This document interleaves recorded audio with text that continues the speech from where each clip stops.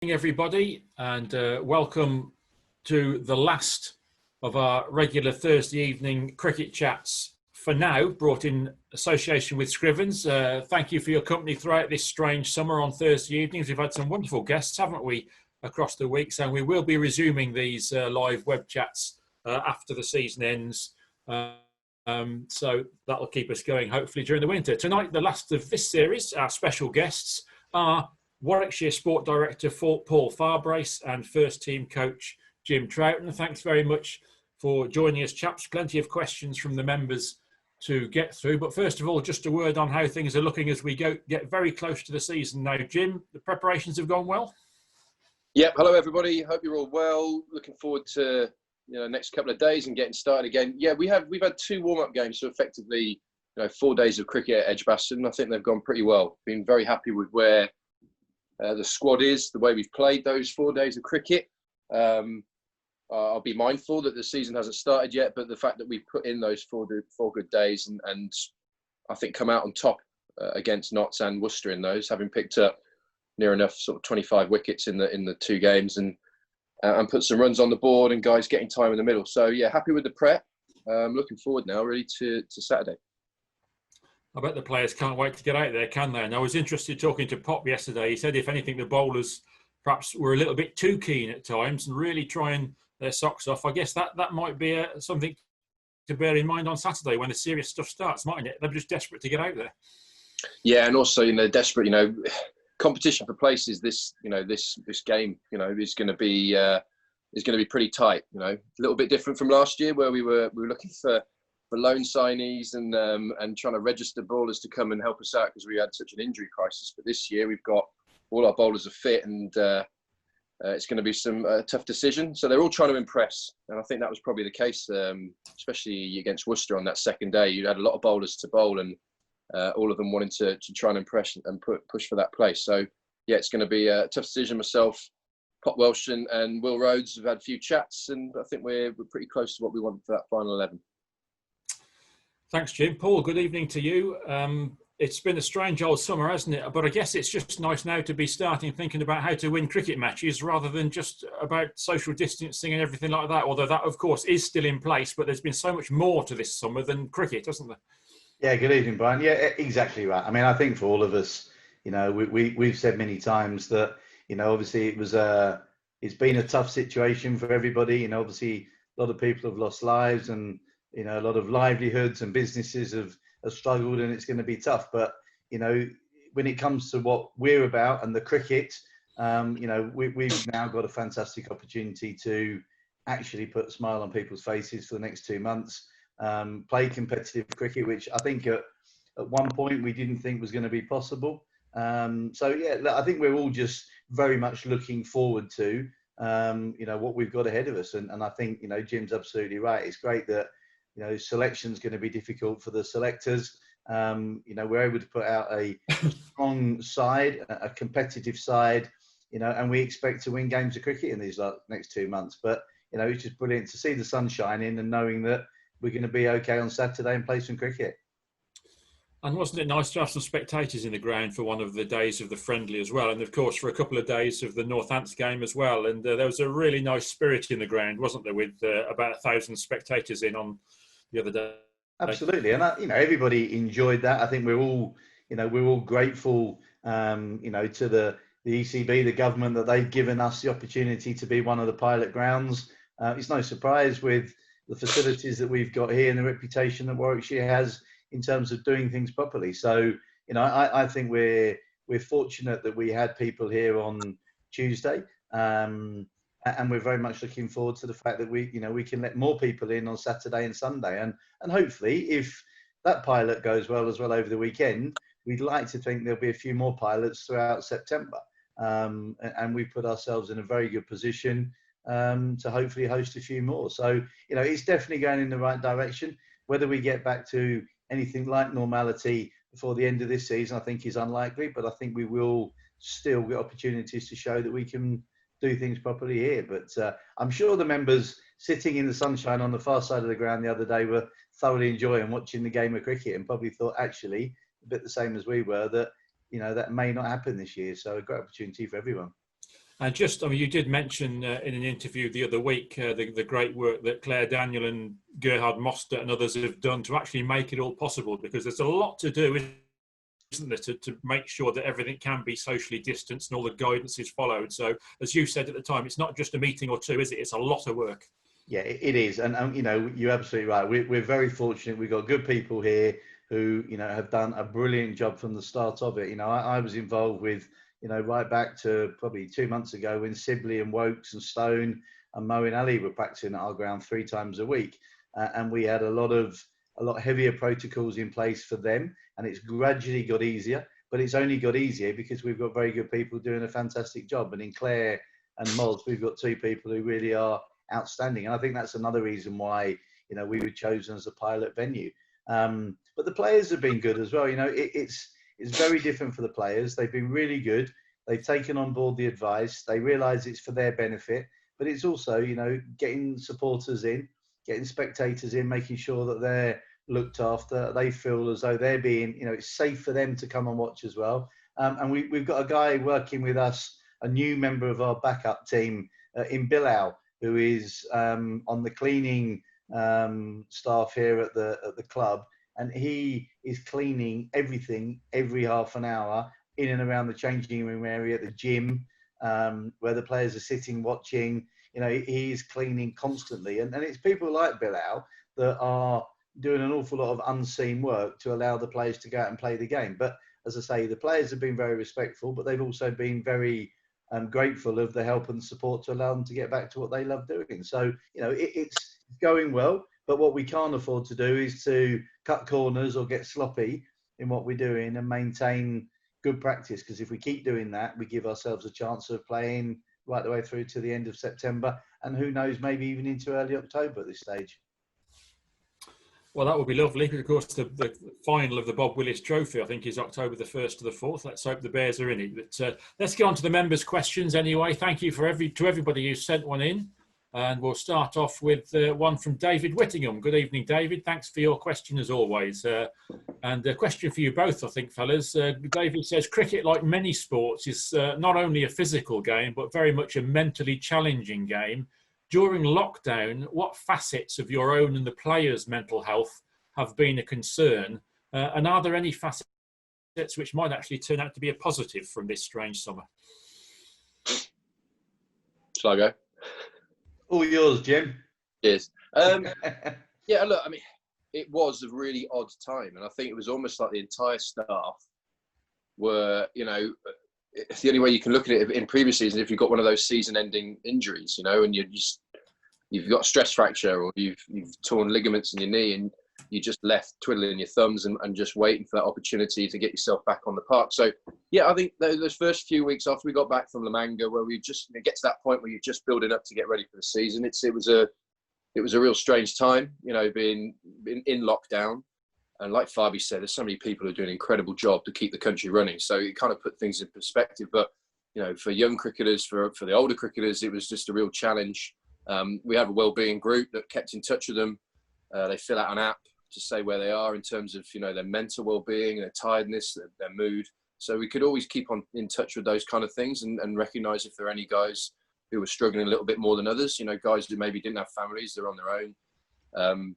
And it could be a slightly tougher time. I think mentally, once I got back to training, you know, it was the batters I was worried about a little bit more because the bowlers could keep ticking over a little bit on their own, you know, in a local park. So they could keep their workloads up, but the batters obviously weren't really allowed to do any kind of netting. But it showed when they got back, Farby, you were in that net, that first net bat, everyone looked $1 million, which shows it doesn't go away overnight. The amount of work they did over the winter, and actually mentally they look very fresh. I think those practice sessions we've had through July, because we've been quite strict with the amount of time we can be in at the ground, guys have actually got the most out of those sessions because it's been limited. Rather than wasting time hitting too many balls, they've had to be really specific with their practice, really value their practice, and I think it's benefited them. I think that a challenge like this will be challenges you face, you know, in life, and everyone's had to face it. But I think, you know, hopefully it puts them in good stead to know that they're still in a great place, even though they didn't actually physically play cricket, but they're actually looking after their game in other ways in lockdown. I think also on top, I absolutely agree. And I think on top of that, we've seen players perhaps come back a little bit more resilient than they were. They've had to do things for themselves, had to think for themselves a little bit more, which is always good. And I think the other thing is that, Jim's absolutely right. Players have had chance to think about their game, think about their fitness, analyse how they go about things. And I think we've seen, certainly in the last month of practice, I think you're absolutely right. I think we've seen a lot of focused players who have used that time wisely and have come back and have been asking good questions. They've worked the game out. And I think also that I think it's also made them appreciate how much they love the game, and there's a real passion. We all get frustrated because we want to watch the game being played. I think the players have realised how much they love it and have actually come back with a real enjoyment about playing the game, which is, that's making the most of a tough situation. Thank you, Paul. Yes, the next question actually leads on to that a little bit. It's from Brian Wild, and thank you very much, Brian, for your question. And he said, during lockdown, I had a phone call from Jim and from Dennis Amis. Thank you. It was much appreciated. And perhaps one more thing that happened during lockdown is that, if anything, the Bears family, as we describe it, got even tighter, wasn't it? Because there's a lot of interaction between yourselves and the players and the members, and that was a good thing. Yeah, it was really enjoyable. The number of us would bring some members, maybe some guys who do security around the ground, who work around the ground, who obviously weren't able to do their job like us. So it was good to touch base with those members and see how they're going, because you're not sure what their situation is, whether they're on their own, whether they're with family or not. And it was it could be a scary time, really, with the pandemic on and certain people in certain age brackets being a little bit more vulnerable. It was just nice to be able to reach out and make sure that they know that we're thinking of them and looking forward to having them back at the ground. And there was a number of things we did, I suppose, to help local charities or stuff we did as a squad to keep camaraderie going. But anything we could do, we were more than happy to. Yeah, it was nice and tight, wasn't it, Paul? I believe you had one or two really nice chats with members. Yes, I did. Yeah, I mean, and at the end of the day, whether it's Troughton's as first team coach, whether it's a member, whether it's a player, we all love the game of cricket. We're all, the reason we're all sat looking at a computer screen tonight between 6 and 7 isn't necessarily to listen to me and Jim. It's actually we all love the game of cricket and we're all passionate about the game. And I think that's the one thing that when I chatted to quite a few members on the phone, and they wanted to talk about their favourite players, they wanted to talk about games, they wanted to talk about their yearbook, and when would it be coming, and where were we looking at in terms of players. People care, and the members, the spectators, the supporters around any sporting team, they're going to be there long before and long after any players and coaches, and it's a feeling of their club, and I think that's one of the things that you get in abundance in county cricket. You get closer, I think, to your supporters in cricket and in county cricket than probably in any other sport. Premier League footballers, they pull up on a coach, the coach parks under the stand, they go in the change room, they play the game, they go and the coach go home again. We get close over the space of a 4-day game. We do get a chance to chat to members and spectators and supporters. And as you said earlier, Brian, the fact that we had people in here the other day on Tuesday watching the game, the lads really enjoy that. They play the game because they love it, but it's an entertainment. And it's great when people are there supporting them. So I think it worked really well. I think the players actually really enjoyed bringing the members and spectators and sharing stories with them as much as the people that received the calls did. I think it worked really well in both ways. I'm sure it did. A question actually from Brian Wild that both of you might have an opinion on. He says, Will Rhodes, of course, is about to last start his new captaincy. How much training or advice do you give to the new captain, as he is, of course, quite young for the role? Well, my view is that we're very fortunate that in Troughton that we've got a former captain, a very successful captain, who's working with him day in, day out. And for me, that's the most important relationship that we have within our setup, is the captain and coach. And they're spending a lot of time chatting, working out their roles on match days, working out their roles on prep days. And I think that very clearly defining their roles. And I think that's working really well. You've got Ian Westwood, another captain who is in and around the setup as second team coach.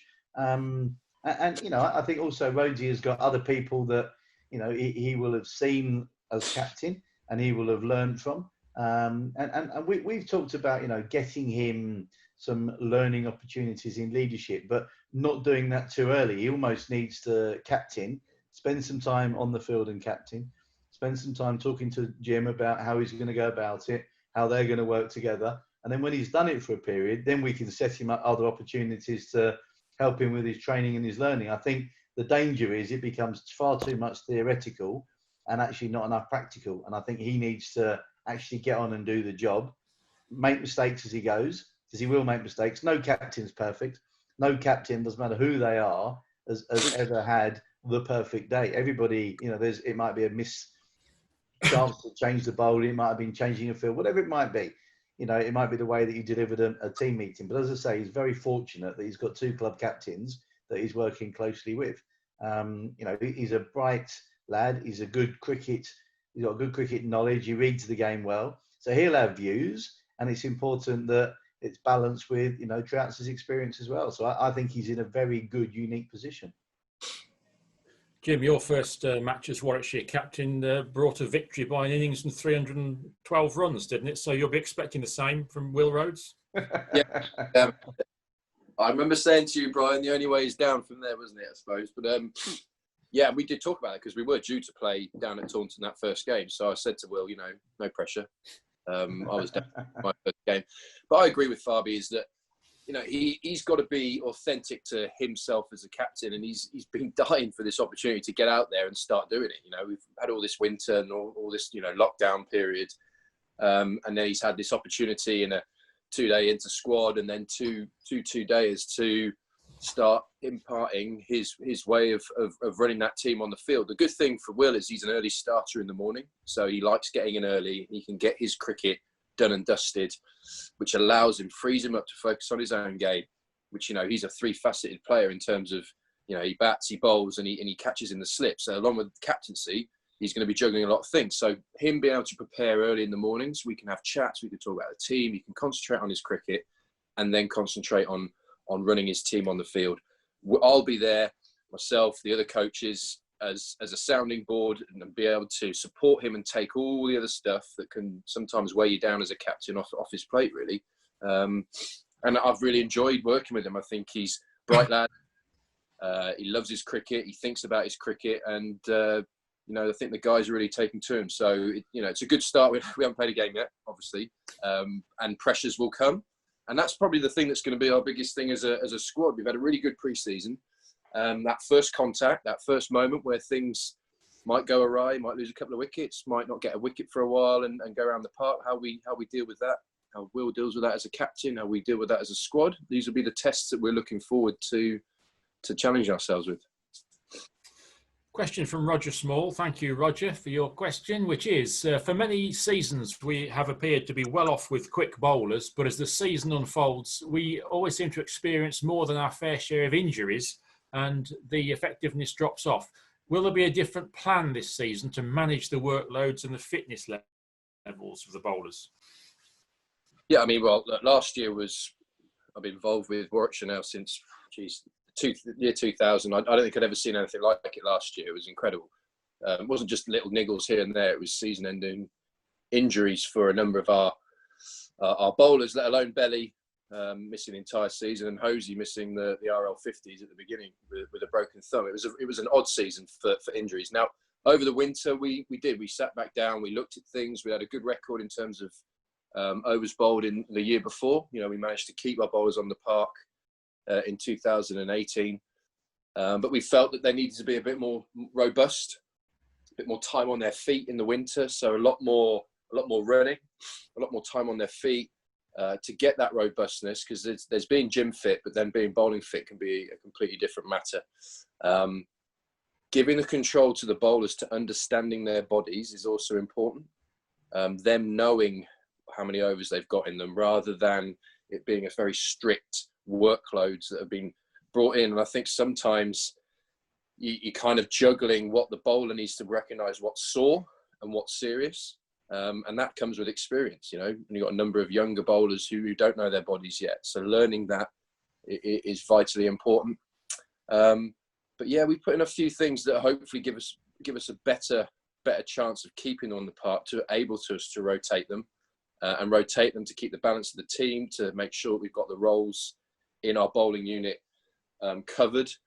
And obviously with a very condensed season, and, you know, with only 5 championship games, 10 T20 games, there's limited opportunity. So everyone's going to be making sure that they're completely fit and ready for selection. But that'll be the thing moving forward. Make sure we stay on top of that. Paul, I guess you've been in very much part of the planning about the fitness regime and how to keep the lads on the park. Yeah, I mean, as Jim said, we sat down at the end of October, beginning of November, and we completely reviewed everything that we'd done in the last 12 months, and that included last winter. And Jim's absolutely right. The thing that we identified was, each injury was looked into. We had a medical review. We looked into each injury. And there were quite a few freak injuries. But I think, the phrase that he used was difference between being gym fit and bowling fit. And that's where, time on the feet, the coaches under Jim put together a good plan for the winter.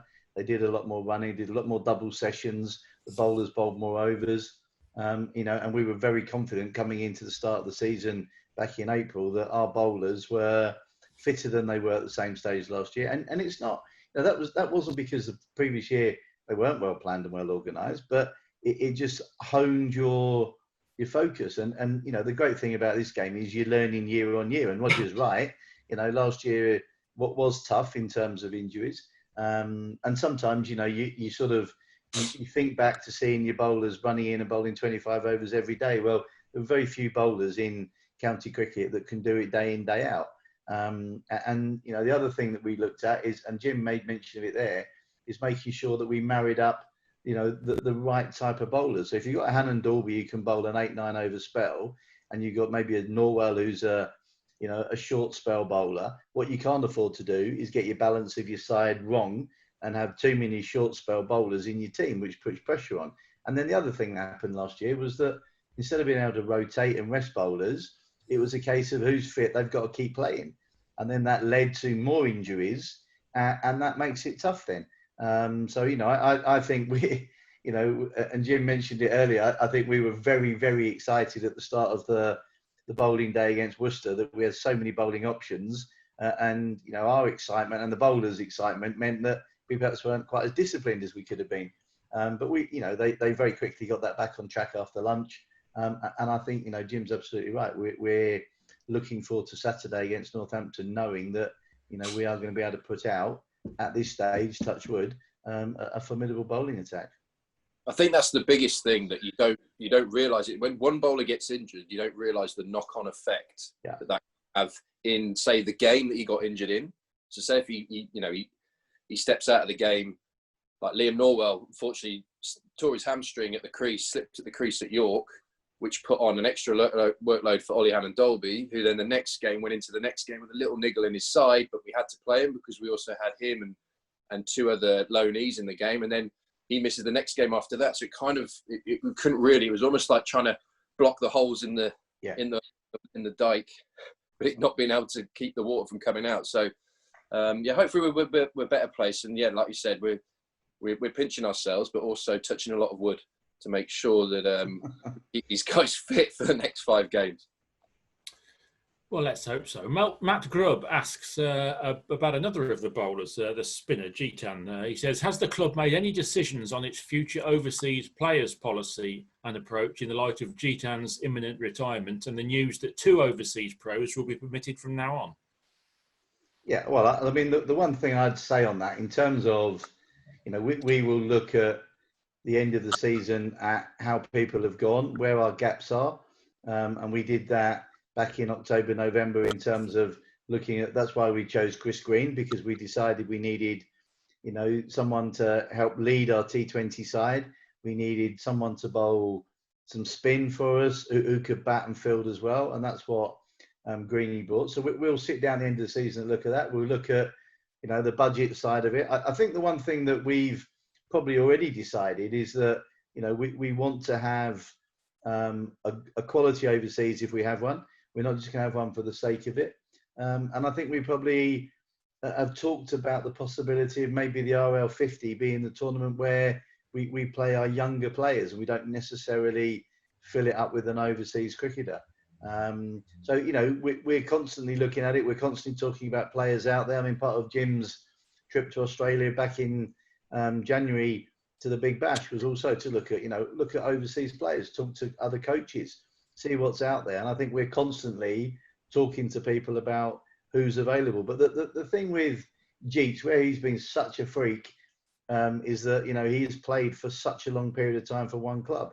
And in the modern county game, you know, you just don't have that anymore. So we might talk about player X and he'd be a good option for us. By the time, you know, 2 months later, there's a Premier League has sprung up in Sri Lanka, Bangladesh, you know, wherever it might be, Canada, and players are going there. And, you know, there's a lot of players who are preferring to play T20 around the world. So getting overseas players is not as easy as it used to be. So, you know, look, we are constantly looking at it, and it is a constantly moving feast. But if we do get one, it will be because they're quality, they fit what we need at that particular time, and they're the right character to come into our team to help us move forward. And if we can get all that, then definitely we'll go for one. Jim, it's been a bit of a luxury, really, hasn't it, not to have these thoughts for so many years. I mean, Paul describes Jeets as a freak. He is really, in the modern day, isn't it? A top draw overseas player who's played all formats. It's a remarkable career he's had for the Bears, isn't it? Yeah, I mean, every year, if you're looking at overseas, all we were really looking for was that second overseas for T20, you know. So it wasn't as difficult a jigsaw puzzle to put together, because you knew you had Jeets for a sustained period. Will you find any more overseas like Jeet Patel? And like Fabi said, with franchise cricket, international schedules, I really don't think you will. We'd have to be having a good search for that. So we might have to look at dovetailing. We might have to look at where our budget is and how we work that through T20 and Championship cricket. And yeah, so it's going to leave a big hole. You know, we talk about the injuries we had last year. I think Jeets was probably bowling with half an arm by the end of it. He bowled 40% of the overs in Championship cricket. He tore a muscle in his forearm near the back end, and he still managed to get through the season. So it would be a massive loss. But like you said, when we look at the squad, we look at bringing forward the guys who can be replacing Jeets, someone like Alex Thompson, who's had a great pre-season. I look forward to watching him over these 5 games. It gives him that opportunity. Seeing how he develops. Obviously, Tim Ambrose is going to be moving on at the end of the year. So keepers is another area that we've got to look at the back end of the season as well. So it's you can't make decisions right now. We've got no answers for you right now, members, but it'll be a constant thing that me and Fabi will be talking about as we get to the back end of the season, moving into 2021.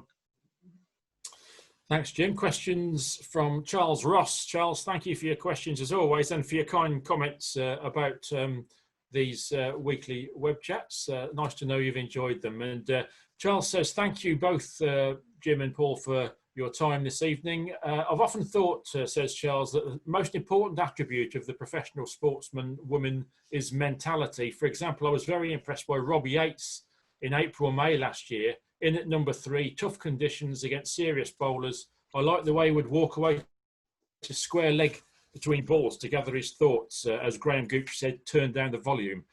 Yates did so well, didn't he, last year? But the question from Charles, to what extent is mentality something you are born with, or can it be worked on? Great question. Great question. I've asked a lot of people that question. Now, I would consider myself a very much a bit part player when it came to first class cricket. So the mental strength was never a challenge for me. Keeping straight ones out and not dropping them behind the stumps was all I could concentrate on. But I've asked many very, very good players that question. And I think it's the responses I've had have been 50-50. I think there are some players that say, I don't know what you mean. It just comes naturally. I don't even think about it. It just happens for me. Others reckon that at some stage in their career, a light bulb came on and they worked out they needed to be mentally stronger. If you talk to people that work as sports psychologists in all sports, they would say you can teach it, but they're going to say that because that's how they make their living. And I've talked to some great coaches. I mean, Bob Woolmer was my sort of coaching mentor for quite a few years, and he was someone I looked up to. And he would say that you've either got it or you haven't. And I think I'm more in the camp of it's something you have or you don't. And I think Rob Yates is a great example. The members on this call who have seen Yatesy play last year. I watched him play 2 games last year and was absolutely blown away by how he played the game. And I wasn't surprised by the way that he played for us last year. Jim talked about, the injuries to our bowlers. He came into the side and played. He had a spell of about 4 games where he just played against unbelievable bowling attacks and stood up to them and showed absolute courage. I talked to Alistair Cook a couple of times about him during the summer, and Cookie, would go as far as to say he's one of the best young players he's seen for quite some time. He reminds me a lot of Alistair Cook, and I worked with Alistair Cook as a young kid, and he reminds me a lot of Cookie. That there is a real resilience, there's a real strength, there's a real understanding of what he's trying to do. But I also would say that we've got 3 other young men on our staff in Ethan Brooks, George Garrett, and Dan Mosley, who I think have also got something a bit different about them, about their resilience, about their mental strength and their toughness. And I think, to have 4 kids in the same year all make their debuts and show that they've got that little bit of edge about them, is quite unique. It's very unique. So that my short answer, having given you a long answer, my short answer is I think you've either got it or you haven't. And I think it's very, very difficult to change someone's mentality. That would be my view. Jim, you will no doubt have seen players with immense natural talent, and you just think as young players, just if only there was a bit more discipline there and a bit more resilience. Can that be implanted in? Well, I agree with Fabi to the extent that there are some guys you just see, and they are going to gravitate to the highest level with very little to do with the coaches that are around them, because they have, it's not that mental toughness, that ability to learn really quickly under pressure, to experience something good or bad, to take in information, to go away, to work on it and improve and show that, and that sort of be able to adapt quickly to your environment. And I think that's what Yatesy showed. Like Fabi said, you're facing Broad and Pattinson and Abbott, Fidel Edwards, in that first sort of 3 or 4 games of the season. I remember we got to York and we're thinking, are we damaging him because we're exposing him to all this stuff? And the agreement there was, no, this young lad's got the ability to get through this, and then score the hundreds that he did and play the way he did, and he started really well this season. So yeah, I think there are guys you just know who have got it. Whether the other guys can learn to have exactly the same level of those guys who naturally have it is probably up for debate. But I do think they can put things into place that make them far better at dealing with pressure, dealing with the ups and downs that cricket can throw at you, to deal with the pressure out in the middle through how they practice, how they stick to their processes. And you see, it's just, I suppose it's how you see different batters develop at different ages. You have some guys who develop sort of the end of their 20s. But you do have some guys who are just accelerated so quickly, who possess that. There's no doubt about it. Didn't really answer the question. Charles actually has, and the second half of his question, also on the mental side, he said, how much how important is it for bowlers as well as batsmen of playing the next ball, so to speak, or not the last ball, or looking ahead to the next over? How do you coach players to stay in the moment? And I think I can see where Charles is coming from here, because I remember in my days as a brilliant leg spinner in club cricket, if someone didn't give me an LBW decision that I thought I should have had, I'd sulk for the next 2 overs. But professional cricketers, I guess, you just get on with the next delivery. The best ones do. And that's what Trouts is talking about. The best ones do. The ones that don't get to the next level don't. They get caught up in it. And I know it's such a cliche, but it's so obvious. I heard a guy once say in a conference to a load of cricket coaches, the last ball's history, the next one's a mystery. And it was like the people say, oh, genius, like that. And it just shows how different people react in different ways. You know, I think you see it for yourself. Players that bowl a bad ball, and then, you know, you see them berating themselves and showing the whole world they bowled a bad ball. The best bowlers in the world don't do that. You very seldom see Jimmy Anderson showing the world he's bowled a bad ball. You very seldom see, you know, other greats. Warne, you'd never known whether Warner bowled a bad ball or not. You know, it was all part of his, you know, his act. And I think that's the same with batters. You know, the blokes that play and miss, and then the next ball hits the middle of the bat and they're not flustered, they're not worried about it, they cope with it. It's just there. And I think, you know, I think batters, bowling, fielding, keeping, you know, anybody that shows you too much about the emotions they're going through when things are not going their way concern me and worry me.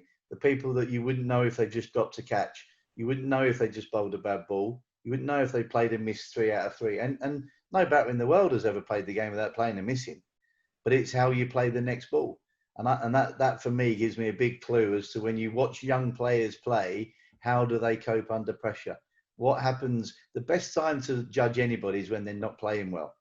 Not when they're playing brilliantly. Judge when they're not playing well. What's their body language like? Do they still want the ball? Do they still want to bat? Do they still want to bowl? And Ben Stokes is a great example at the moment in the current game. He's on everyone's, you know, in everyone's vision because everyone's seen how much Stokes has improved over the last couple of years. But Stokes wants to be the man bowling the last over. He wants to be the man facing the last ball. He wants to be the bloke to take the catch.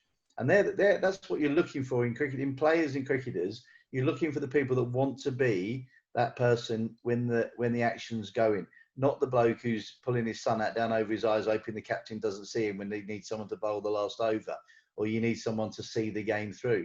You know, the bloke that gets 46 not out or 44 balls rather than gets a quick 20 and gets out and leaves his mate to get the next 25 when the game's in the balance. They're the people you're looking for. And you know, Jason Roy was a great example in that World Cup.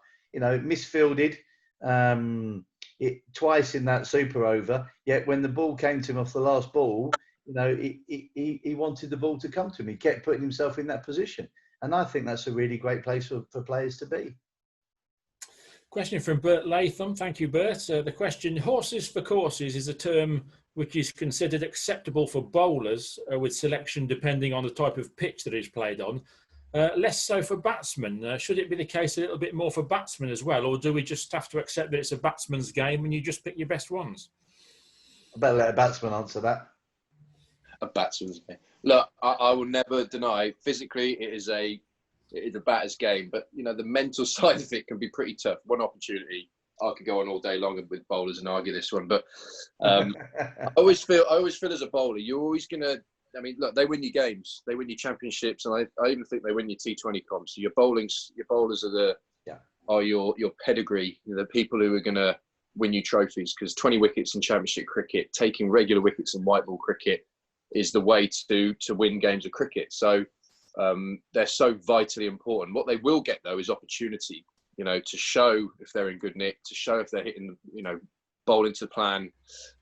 Hitting the areas, because they'll get 2-3 spells in a game, in a 4-day game, they'll get to bowl their allotted overs. There has to be, in my view, a consistency with selection with batting, because you need to show backing. If you've got batters going out thinking one mistake and I'm out again, they're not going to play to their potential. And the balance to the team, the type of bowler, I think Fabi alluded to it earlier about, you know, an Ollie Hannon Dolby versus a Henry Brooks are a very different type of bowler that would make a very good bowling unit, but too many of one type of bowler might leak too many runs as a unit, whereas you know you're going to get solid economical rate from one bowler. Again, you might not have the firepower that you're wanting to get. So 16 championship games in a normal season, 14 championship games in a normal season is a lot for cricket. And being able to understand that you have to be able to rotate to keep guys fresh in different conditions. I think, you know, as a bowling unit, they buy into that. They understand the importance of that. Last year was very different because we couldn't rotate. We just wanted 11. You know, that would have done me, to be fair. But this year we can look at those fixtures we've got, and we can look at first game first and foremost. We've had a chat. We were talking yesterday, weren't we, Fabian? Not getting too cute because we've got all these bowlers, and well, maybe we could play these group of bowlers here and rotate. But let's just take the first game and pick that strongest side that we think will win that game. We'll take 20 wickets on the wicket that we're preparing against the opposition that we're playing against, and we can move on from there. But I agree. Bowlers will say it's a batter's game and the other way around. But that will always be a debated subject. Here's a less debatable one. This will be a yes or no, Jim, I think, from you. Questions from Peter Titmus. Thank you for your questions all summer, Peter. A question for each of you. First of all, one for Jim. Have you ever dressed up as a Dalek? No. And the question for Paul is... have you ever dressed up as a Dalek? Yeah. Have you ever dressed up as a Dalek? Let's throw that one to you. To me? Yeah. Do I look like a bloke who's ever dressed up as a Dalek? Well, who does look like a bloke who dresses up as a Dalek? We never know.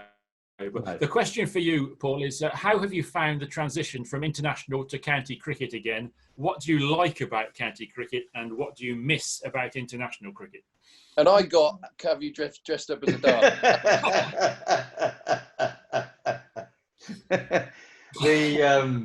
I thought maybe he'd do something about you that I didn't, Trout. So, yeah. Look, the honest answer to that is I found last year quite tough. I genuinely found it quite tough. It was difficult coming into a settled group. I joined the group 14th of March, and the team were away in the UAE. By the time they came back, it was pretty much into the season. And I tried, probably, in hindsight, I probably stayed away from the players and coaches perhaps a little bit too much to start with. And I found it quite difficult. I found it quite difficult to come into a settled group and not try and sort of, not take over is the wrong word, but try and sort of put myself into the middle of it and disrupt anything, because that would have been unfair. And I think it took me quite a while during the course of last summer to really get to know people, players and coaches, really understand a lot more about how things worked here at Warwickshire. And I think, the winter, I've used that quite wisely to really understand people a lot better. And I've actually spent a lot more time with the coaches in the last month in particular. I love the game of cricket, whether it's international cricket or county cricket. I genuinely found watching the World Cup a bit tough last year. I'd love to have been involved in that World Cup, but it was the right time for me to move on. And as Trevor Bayliss always used to say to me, coaches win nothing, the players that win the games. Don't pat yourself on the back too much if your team plays well, because you haven't been out there. All you've done is hit a few catches and put a few cones out and maybe chatted a bit of nonsense in the interval. It's the players that win your games. So Trevor was always pretty good at keeping his feet on the ground, which used to keep mine on the ground. But, I found it a bit tough at times last year, I'll be absolutely honest. And I think it's taken me a little bit of time to really understand my role, so that I can actually now start to be hopefully helpful, useful, supportive, and feel very much part of what's happening. So, but I don't watch England play now and think, oh, I wish I was there. I wish I was at Old Trafford. I wish I was at Southampton. I've had my go in international cricket. I was really lucky. I had 2.5 years with Sri Lanka, 5 and a bit years with England. I really enjoyed that. But I don't have a hankering to be back in international cricket. And day to day, I've thoroughly enjoyed the last few weeks having the players and the coaches back in, because that's what I thrive on, being around people. I've not been enjoying the last couple of months of being sat in the office, knocking bits of paper around my desk and, looking at budgets and, thinking about what might happen when the cricket season comes. My passion is the game of cricket, being around people who love the game of cricket, and helping people to get better. And that's what drives me on. So for me, I'm absolutely thoroughly enjoying it. I'm not missing England cricket, international cricket, and I've got no hankering to rush back into it. That is for certain.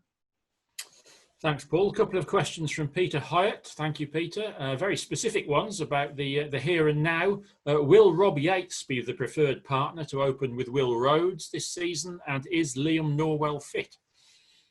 All yours, Jim. Yes and yes. The short answers to that, yeah. Rob will be partner in Rhodesy.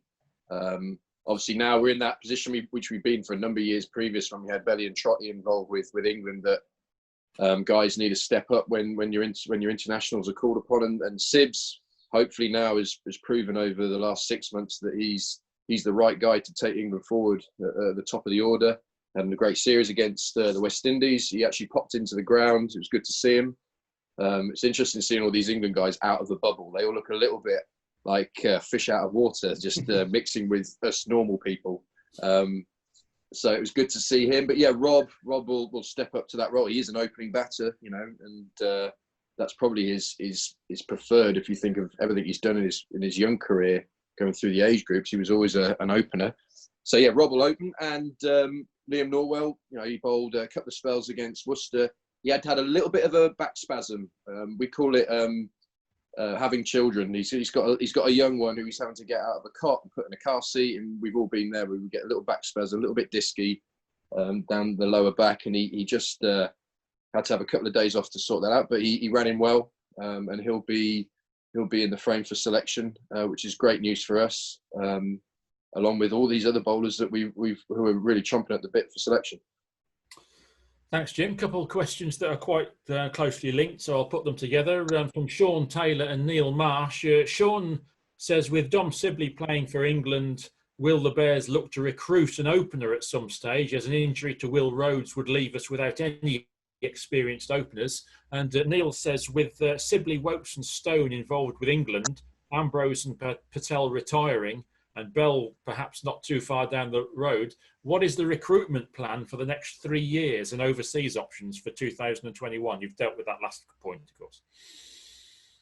Well, I mean, that's one of the reasons that, we've signed Tim Bresnan. We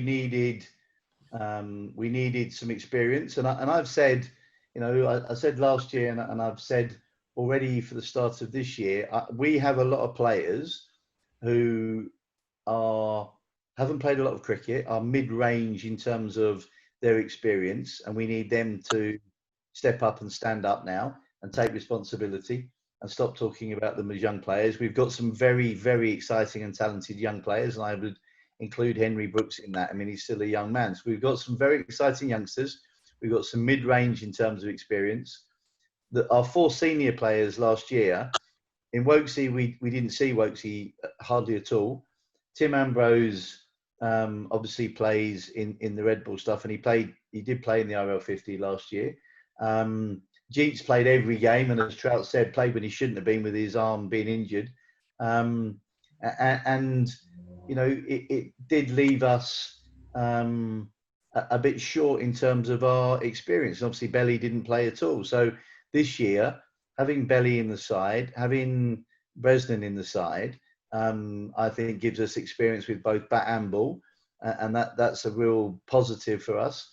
I think our mid-range players learnt a lot about themselves last year, and everybody gained experience last year and played. I think apart from Belly, everybody played in the first team. So we are mindful that we need to improve in experience, but I'm hoping that will come through some of our mid-range players stepping up and really taking control of their places in the situation.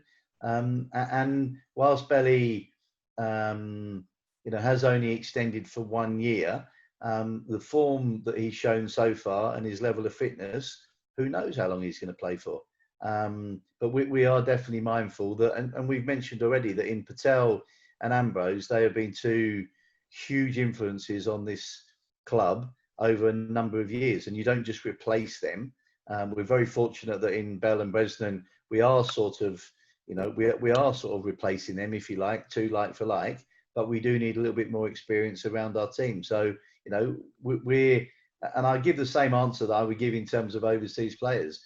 We're not just going to sign people for the sake of it. We will only sign people if they genuinely are going to bring the right personality and character to our team. They're going to help us to be a better team, and they're going to be better than what we've got. And if we get that, we give ourselves a chance of making good signings. And we do want to, winning is massively important. We have 3 responsibilities. One is to produce players to play for Warwickshire and England. The second one is to win trophies. And the third part of it is to improve players and, provide entertainment for people that come and watch. So, we need to be mindful of all of that. But I'm very keen that we develop our own players, as well as occasionally bringing in a bit of experience and a little bit more know-how from somewhere else. You mentioned winning trophies, Paul. A question here to you both from Frank Craven. He says, looking at the immediate term, how well equipped are the Bears to challenge to win the Bob Willis Trophy in the T20 this year?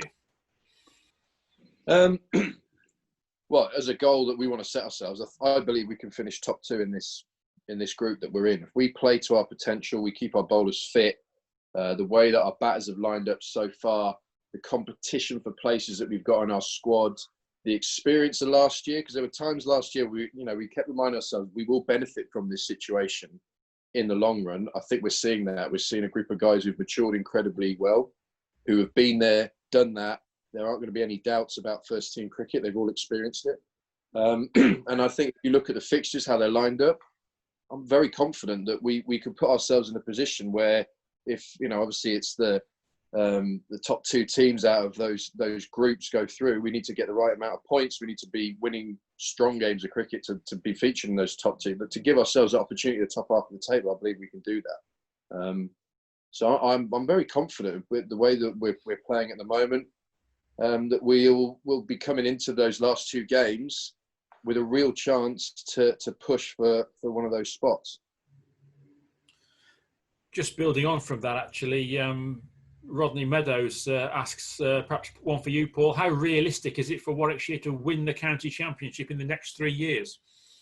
Well, we've set ourselves a goal at the start of this season. Our realistic goal was to be, having finished second bottom last year in the first division, our realistic goal was to be top 5 in this year. That was our absolute goal, and that was our realistic goal, with the idea of trying to then the following season get top 3, and then the following 2 years be top 2, of which one of those hopefully would be winning the county championship. And we felt that was a realistic step towards winning the county championship. It would have been crazy of me to sit and say, having finished second bottom last year, we're going to win it this year. I think realistically, our goal was to be top 5, and then top 3, top 2, with a chance of winning it. And I think we have got a genuine chance. I think we learned a lot from last year. I think we've got a lot of skill in our setup. I think we've got a lot of players who are very keen to get better and improve. But we need to make sure that we have the right balance of our group, and we have the right people playing. And the question about recruitment is an interesting one, in that we recognise that we're perhaps a bit short on experience. But as I say, rather than just going out and signing experience, we want to make sure our players gain experience, keep talking, keep learning, keep getting better. And if they do, I think we have a genuine chance. And that isn't just pie in the sky. I think we're in a very good position over the next couple of years.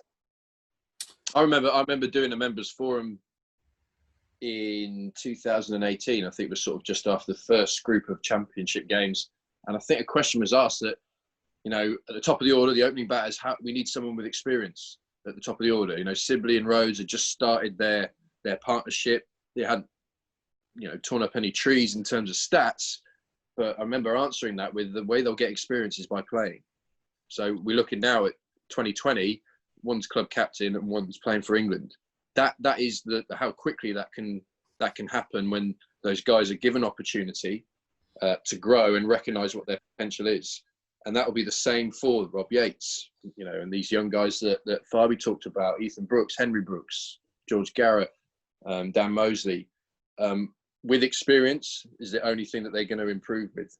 So giving them those opportunities is crucial, and marrying that with the right experience, guys who are winners for a start, who've been there, who've done that, who understand county cricket, they understand their own game, they can then impart that experience on the guy who's at mid-off, or the guy that's 22 yards away. And I think that's probably something we really lack. So having Trotty retired at the end of 2018, you think, right, Belly's our man, who will be that guy in a crisis with a young batter, be able to tell him, "Don't worry, we've got this. This is what we need to do." To lose him and Trotty was just, was a tough ask, but it gave Rob Yates an opportunity all season. So it's sort of that, that trade-off is now we've got a young lad who's experienced a whole season of first-team cricket, along with an absolute legend in Ian Bell, who looks in great nick at the moment. So that's a great combination to have. And if we have those little combinations, and young Ethan Brooks with the Tim Bresnan learning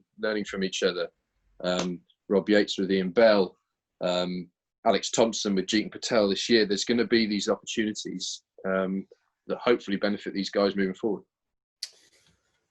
Thank you, Jim. We've come to the last question of this summer of members forums, and thank you all once again to all the members that have sent questions in, for all our guests through the weeks gone by. And before I do, just to say thank you to Peter and Edward, who have just put on the group chat. Thanks for the interesting hour of cricket talk, and the best of luck, they say, to Paul and Jim for the Bears this season. The final question, I don't know which one of you will take this. It comes from Frank Craven. It says, "It's a real shame that Chris Green will not be coming this year as planned.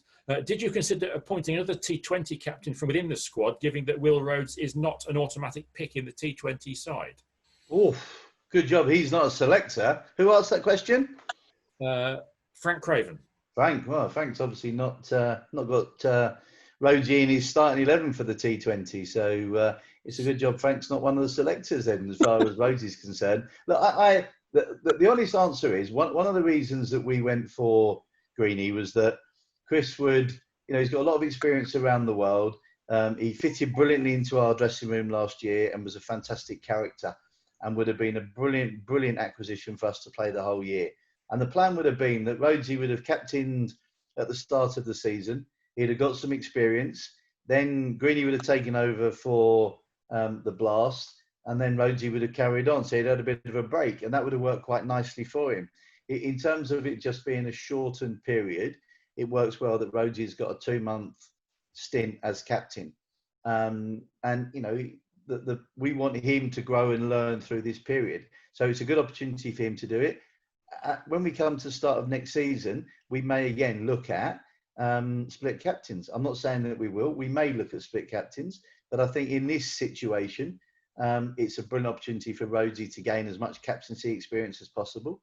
And as I say, the plan was to have broken up a little bit this year, and looking at next season, we can reevaluate, and Rhodesy will be part of that reevaluation and looking at, what does next year look like. But as for whether he gets in the T20 starting 11 or not, as he's going to be a selector with Trouts and Pop, he'll give himself a little bit of a chance, won't he? So maybe he has got a bit more of a chance than Frank thinks, but only on the basis that he's a selector. Well, to be fair to Frank, he's probably spotted that Will has been left out once or twice over the season, so cut Frank a bit of slack there. But fellas, thanks for your time. One final message to you from the members on behalf of the season, Jim? Yeah, look, thank you for logging in and listening to these forums that we've managed to do. It's been a long time coming. Hopefully some of you came to the first day against Worcester and saw some cricket, and I look forward to hopefully seeing you and hearing your positive chants from the crowd during our 4-day game against Gloucester. The guys are desperate to get out there, and they're desperate to see you guys in the stands again and watching us. So we look forward to that. We hopefully put on some good cricket for you. We entertain you, and you never know, if things go the right way, put ourselves in position to put ourselves in knockout cricket and give ourselves a chance of winning a trophy. But thank you for me on behalf of the management and the players. And Paul, it'll be great to see hopefully some fans back in the stands and some good cricket being played at last. Absolutely. Look, we've been very fortunate that Jim and I and others have been able to watch all 4 days, and I think the people that came on Tuesday will have thoroughly enjoyed it. Trout's absolutely right. It'll be great to have people in over the weekend, and at the end of the day, whether you're sitting in the Hollis stand, whether you sit wherever you're sitting, and the same applies to Trouts and I.